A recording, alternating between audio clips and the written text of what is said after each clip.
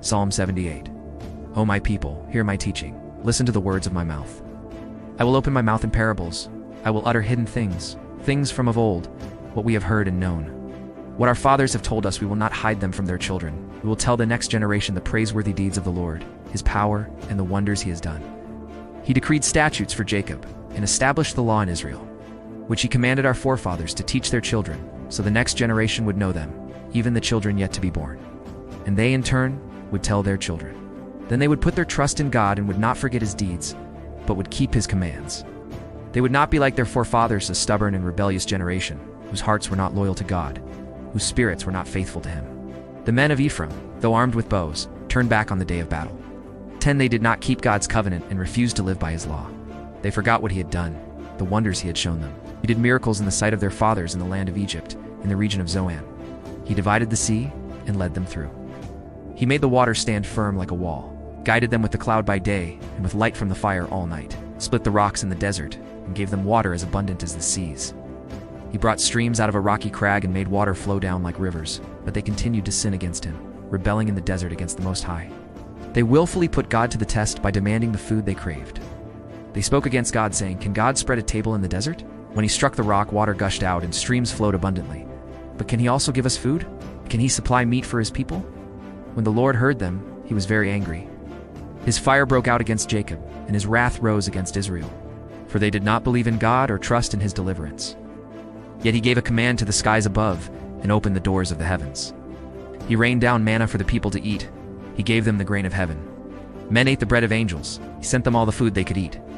He let loose the east wind from the heavens and led forth the south wind by his power. He rained meat down on them like dust, flying birds like sand on the seashore. He made them come down inside their camp, all around their tents. They ate till they had more than enough, for he had given them what they craved. But before they turned from the food they craved, even while it was still in their mouths, God's anger rose against them, put to death the sturdiest among them, cutting down the young men of Israel. In spite of all this, they kept on sinning. In spite of his wonders, they did not believe. So he ended their days in futility and their years in terror. Whenever God slew them, they would seek him. They eagerly turned to him again. They remembered that God was their rock, that God Most High was their Redeemer.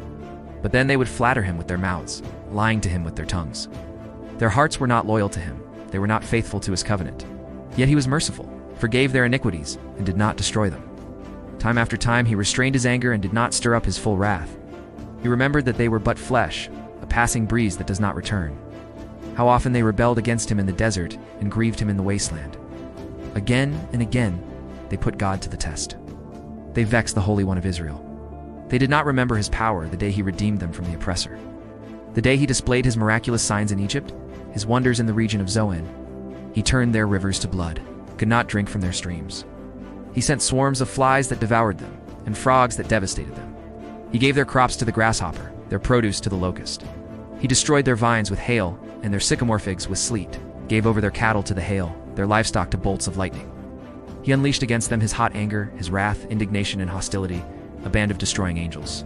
He prepared a path for his anger, did not spare them from death, but gave them over to the plague.